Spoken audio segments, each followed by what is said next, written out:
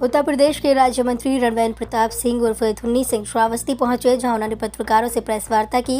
मंत्री ने श्रावस्ती स्थित जिला भाजपा कार्यालय पर प्रेस वार्ता के दौरान बजट की उपलब्धियां गिनाई और बजट 2021 और 22 की जमकर तारीफ की। मोदी सरकार को धन्यवाद किया। इस दौरान विपक्षियों पर जमकर निशाना साधा। उन्होंने कहा कि कोरोना महामारी में इस साल का बजट बनाना एक कठिन काम था। बजट के फायदे गिनाते हुए मंत्री रणवेंद्र प्रताप सिंह की जुबान फिसल गई। मंत्री ने बोलते हुए कहा कि राज्यसभा में मंत्रियों ने किसान कानून को काला कानून बताया और ये नहीं बता पा रहे कि इस कानून में काला क्या है, कौन सी लाइन काली है जिसको सफेद किया जा सके। वहीं मंत्री ने श्रावस्ती में एकलव्य कॉलेज खोलने की घोषणा की। विभिन्न सीमाओं पर चल रहे किसान आंदोलन को लेकर मंत्री ने कहा, विपक्ष का काम है भड़काना। विपक्ष के पास तो जनता नहीं है। विपक्ष केवल ये देख रहा है कि कौन सा आंदोलन हो रहा है, उसमें हिस्सा लिया जाए। उत्तर प्रदेश के लिए एमएसपी में एक रिकॉर्ड पैसा दिया है, जिसके कारण ही आज हम करीब 66 लाख मैट्रिक टन धान की खरीद कर चुके हैं और अभी हमारी धान की खरीद चल रही है। गेहूं की खरीद के लिए हम लोगों ने अभी से ही प्लानिंग कर ली है और सभी केंद्र चिन्हित कर दिए गए हैं। और इस बार चूँकि अब की जरा से ये शिकायत मिल रही थी कि बिचौलिया जो है कुछ धान की खरीद में दखलंदाजी किए है, उसको ख़त्म करने के लिए सरकार ने, माननीय श्री योगी आदित्यनाथ जी की सरकार ने ई पास मशीन का वो करेगी, जिससे कि जो किसान है अपना आधार कार्ड लेके जाएगा, अंगूठा लगाएगा। जिस तरह से वो कोटों में गल्ला लेता है कि जब तक खूब लाभार्थी नहीं पहुंचेगा तब तक वो खाद्यान्न खारिज नहीं हो सकता है। इसी तरह जब वो लाभार्थी इसमें बेचने वाला पहुंचेगा, किसान पहुंचेगा और वो अपना अंगूठा लगाएगा आधार कार्ड के साथ, तभी वो किसान का गेहूं या धान खरीदा जाएगा। ये माननीय योगी जी की सरकार ने अब की फैसला लिया है।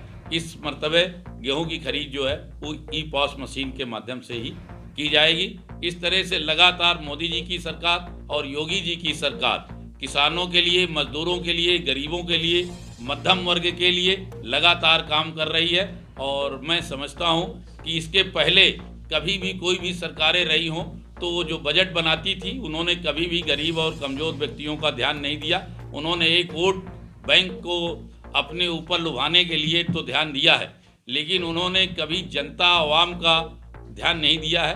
लेकिन हम बधाई देते हैं मोदी जी को कि उन्होंने ऐसा बजट पेश किया है जो सबके लिए है और सबके साथ सबका विकास के लिए है। उन्होंने कहीं भी भेदभाव नहीं किया है। इसके लिए हम सब मिलकर उनको बधाई देते हैं, धन्यवाद देते हैं। दिया पंडित जी, आप धान खरीद की बात कर रहे हैं। श्रावस्ती में 5 धान क्रय केंद्र प्रभारियों के ऊपर कार्रवाई की है। उसके अलावा दर्जनों धान क्रय केंद्र बंद पड़े हैं। किसान धान बेचने के लिए मजबूर है, मजबूरन उसको बिचौलियों के हाथ धान बेचना पड़ रहा है। देखिए, ऐसा है कि जहाँ पे कुछ शिकायतें आई हैं और मुझे लगता है कि देश आज़ादी के बाद इतनी बड़ी कार्रवाई कहीं नहीं की गई। लगभग 80-82 तो FIR की गई हैं, 5 की गिरफ्तारी की गई है और 1105 लोगों पे प्रतिकूल प्रविष्टि भी दी गई है।